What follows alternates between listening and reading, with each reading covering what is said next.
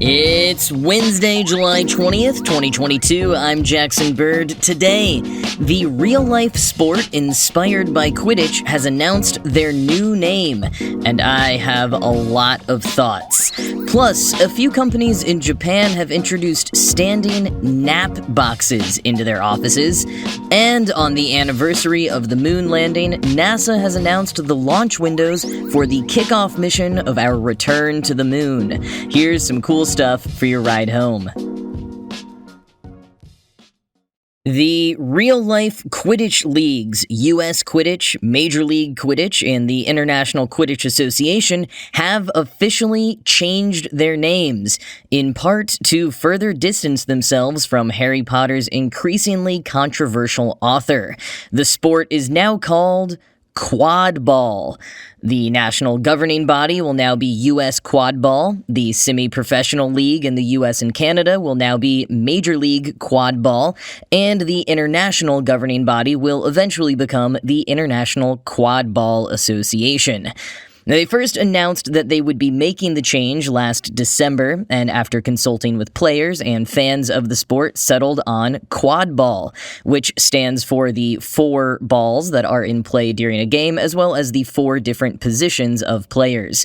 The changeover is happening today for U.S. Quad Ball. Major League Quidditch will make the change following the 2022 MLQ Championship in August, and the International Quidditch Association will also make the change worldwide soon. Now, back in the early Harry Potter heyday, there were a lot of people trying to adapt Quidditch, whether for fun in their neighborhoods or for one-off tournaments at book releases and the like. I remember one fan conference that ran a tournament in the hotel pool, a sort of water polo variation to make up for the lack of flying. But the one that stuck was adapted by Alex Binipe and Xander Manshell at Middlebury College back in 2005. There's no flying, but players do hold broomsticks between their legs for the duration of the game, adding an element of skill there because all the balls must be caught and thrown with just one arm. In its early days, it was definitely more of a fan affair. The official rulebook used to stipulate that players' uniforms had to include capes and goggles, like in the movies, and commentators were usually local or campus comedians. As the sport shed some of that whimsy and focused more on the athleticism, nixing the fan-made Nimbus 2000 replicas for sturdy, unadorned PVC sticks and the capes for traditional athletic jerseys, it grew to over 600 teams in 40 countries, with multiple leagues and championships, a charity arm, and youth outreach initiatives. As it grew, it developed a reputation for being both surprisingly violent, something the association has worked hard to decrease over the years, introducing many new policies for player safety, and for being one of the most progressive sports when it comes to gender equality and inclusion. More on that in a few minutes. At the moment, the names of the players' positions and the balls still adhere to their Harry Potter origins. Chasers throw quaffles through opposing teams' hoops. Beaters throw bludgers at opposing players to knock them out, dodgeball style. Keepers guard the hoops, and seekers have to catch a human snitch like a game of tag. However, Quad Ball notes on their site that position and ball names may be changing at a later date. Now, one reason for the big name change is to continue growing unimpeded by trademark pressures with the name Quidditch. Quoting MLQ's statement, "The sport inspired by Quidditch is looking to continue to grow like other sports that have sprung from humble origins. The game commonly known as Ultimate Frisbee has officially changed its name to Ultimate, in part because Frisbee is a registered trademark of the Wham-O toy company that invented the piece of equipment. USQ and MLQ will own the trademark for Quad Ball in the United States.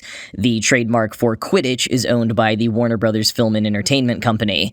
Bringing full creative control of the name of our sport to the vibrant community of players and fans that has grown and sustained it will allow our organizations to take the next step," said MLQ co-commissioner Amanda Dallas.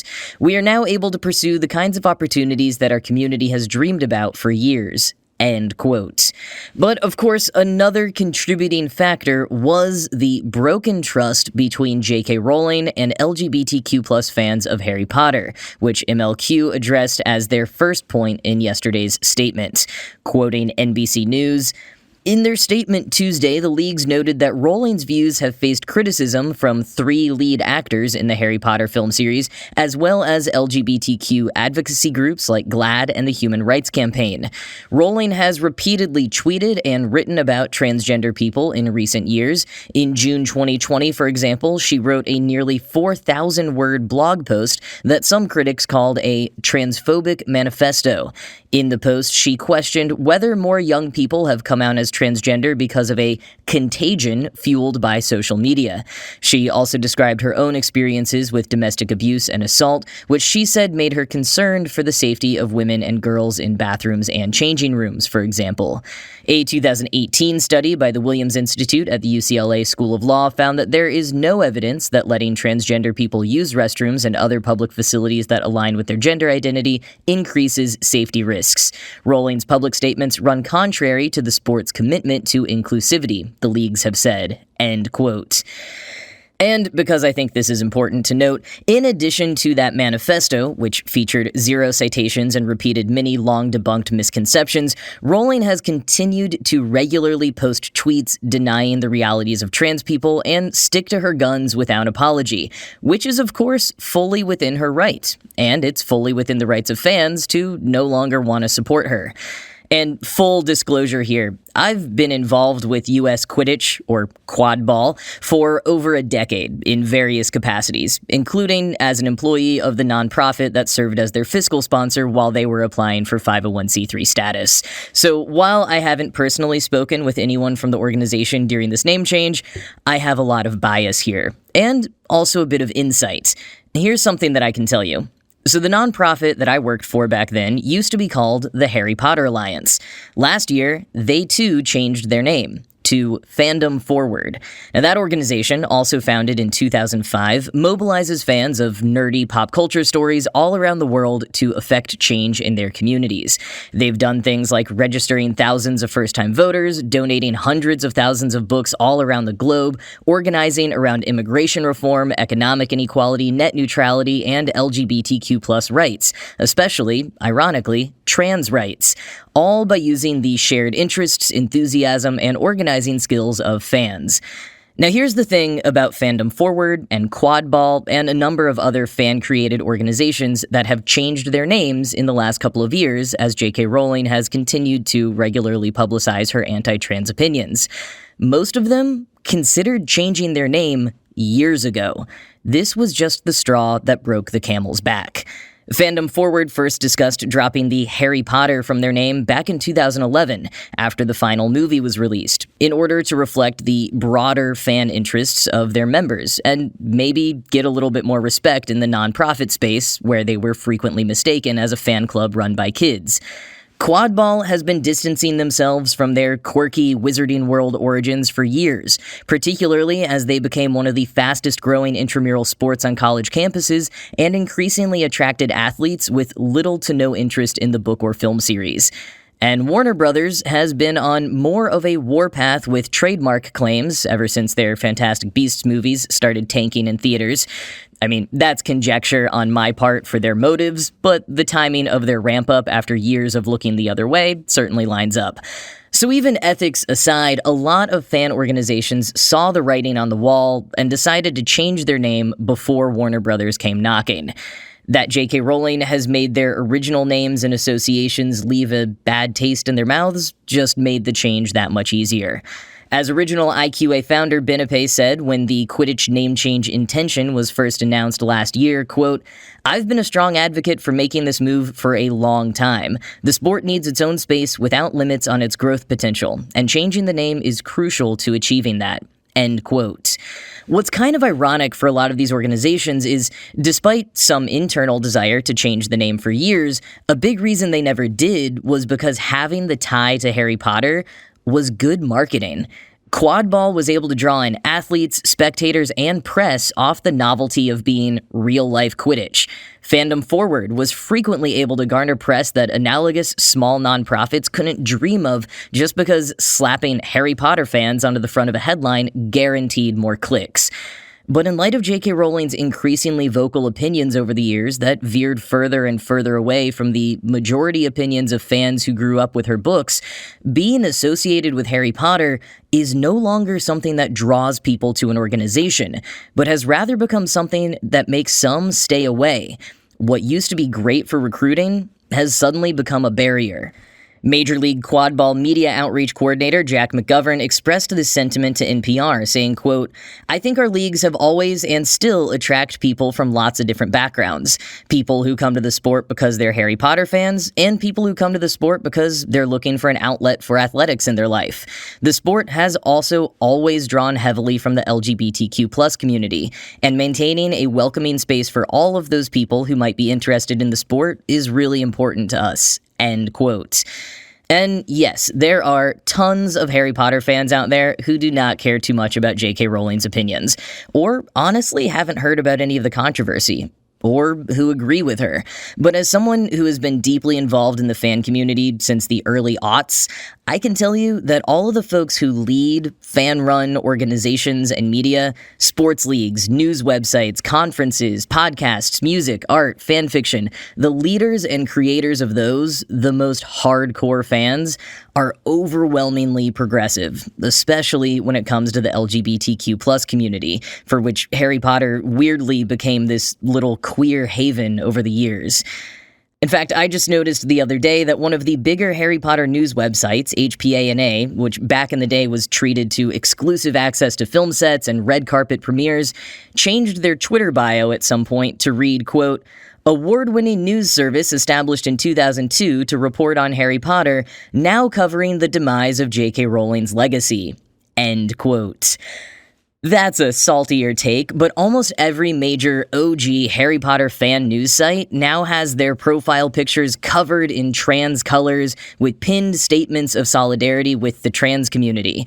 Podcasts, bands, and other fan groups have either followed suit or just closed up shop, citing an inability to engage with the material any longer.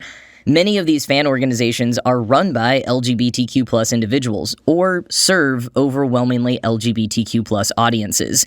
So from within those organizations, it makes a lot of sense that leaders would be concerned about anything that could make their spaces less safe or just less appealing to people who have historically made up a large part of their community. Even if from the outside, I understand it could look like an overreaction or some kind of grandstanding. And just to emphasize how committed to gender equality Quadball has always been, and something that would likely anger J.K. Rowling even more these days, over a decade ago, the league added a rule, then called Title 9 3/4, to their handbook.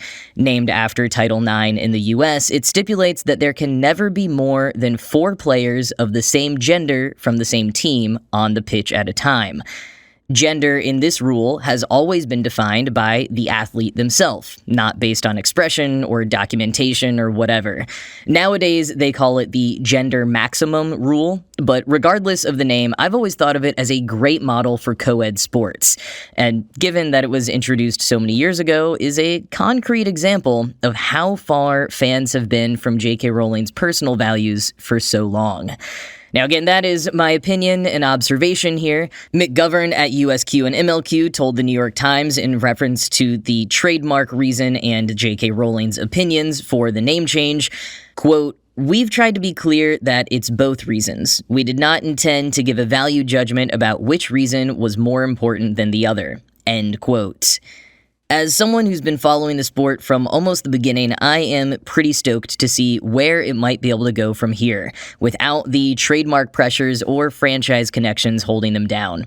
And if you want to catch a game, the 2022 MLQ Championship will be in Howard County, Maryland, the weekend of August 20th, and the IQA European Games will be this coming weekend in Limerick, Ireland, featuring teams from Europe, Australia, and Hong Kong. It will also be live streamed streamed, link in the show notes. And I gotta say, quad ball games are seriously fun to watch, especially at the championship level. So I recommend checking out the live streams or searching for a game near you sometime in the future.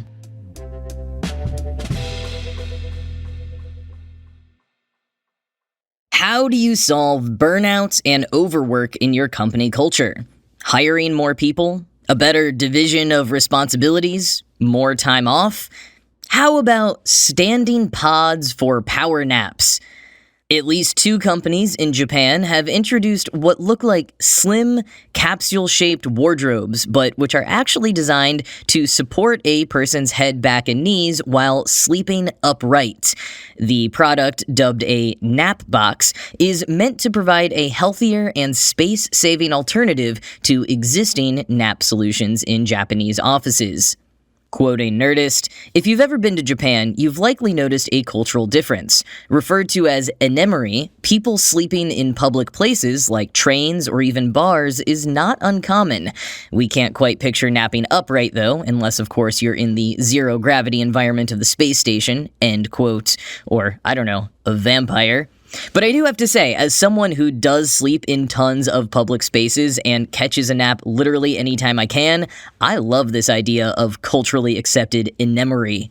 A lot of it in Japan, though, is because people are working supremely long hours. So while it's nice that most offices accept the idea that their overworked employees need a little rest in the middle of the day if they aren't able to get enough sleep at night, I'm still inclined to feel like maybe they should just find ways to make sure their employees aren't so overworked. But a representative at Itaki, the furniture specialist who co-developed the nap boxes, purports that a lot of employees end up locking themselves in the bathroom just to get some shut-eye during the day. So if behaviors like that are commonplace, then these standing nap boxes are definitely a step up. And whether you're overworked and getting too little sleep or not, Bloomberg says that research does indicate restorative rest increases productivity. So naps for the win. But I'm not totally sold just yet on these IKEA-esque coffin-looking nap boxes.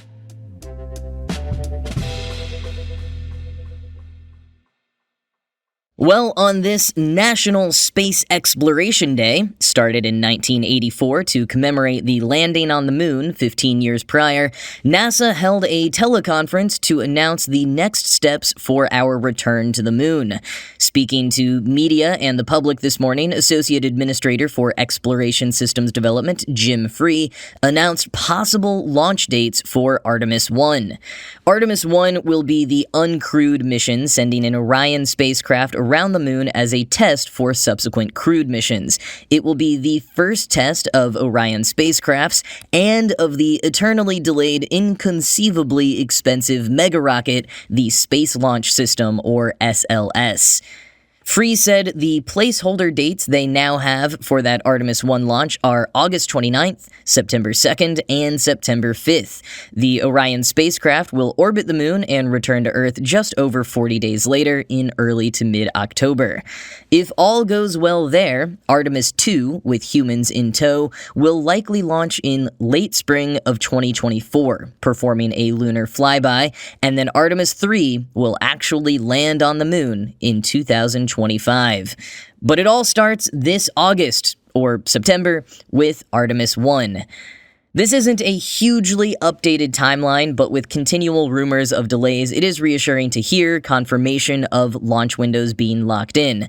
Although considering the myriad challenges that have faced development of the SLS in particular, many are still looking at this timeline as rather ambitious. As Mike Pearl at Mashable said of the proposed launch window, quote, "It's what you might call a moonshot," end quote.